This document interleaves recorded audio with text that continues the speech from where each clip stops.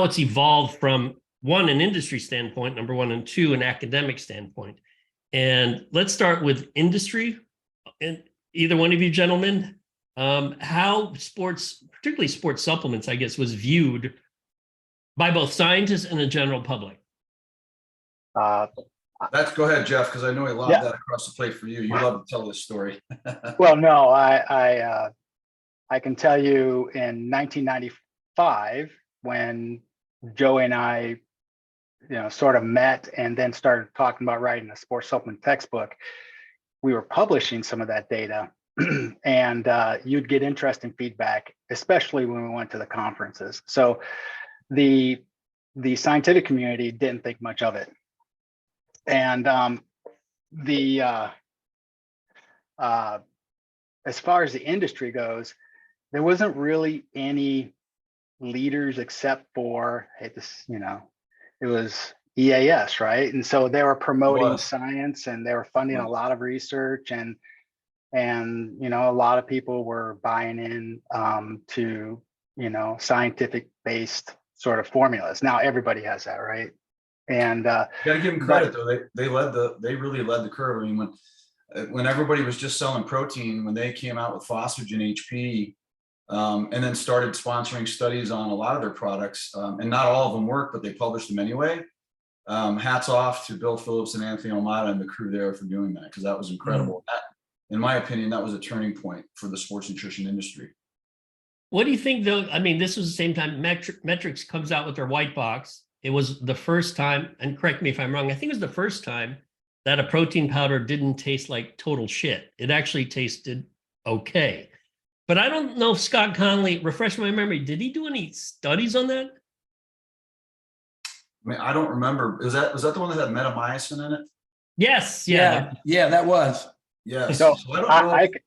Go ahead, Joe. Go ahead, Joe. I can tell you. So I thought it was a good, meal replacement studies in general have been really good, right? You have that intervention and it seems to do wonders, when people are taking it. However, when I was in Nebraska, finishing up my Ph.D. in 1993, I got Metrics to sponsor the women's gymnastics team, and they came out with the Tootsie Roll sort of protein bar. If you guys remember that, you bend it. I think it's the very first protein bar, actually.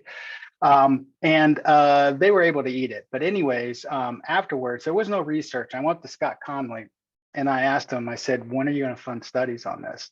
And so he actually was going to fund a study with me at Creighton University. We received the pallets of product and placebo, but he and I got in a disagreement of what a placebo is.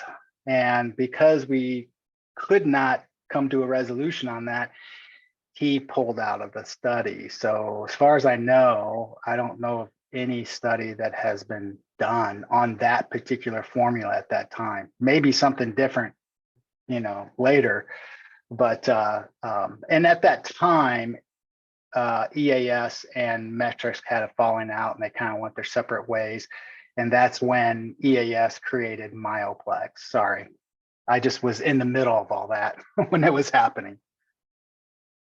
Yeah, and I recall that the original EAS products, they were sort of, it dovetailed with Muscle Media 2000, because Muscle Media 2000 was the print magazine that was starting to really challenge muscle and fitness. Tony, I don't know if you even remember that magazine. I mean, it was I think I do. Yep. Muscle Media. Yeah. Yeah, and for a while, people thought, wow, this might actually replace the Weider publications, and then Bill sold it, so or sold EAS. Well, and then they started doing chips, and they went into grocery stores, and that was the end of the end. That was the end of the brand, right? That was the death knell. That was it.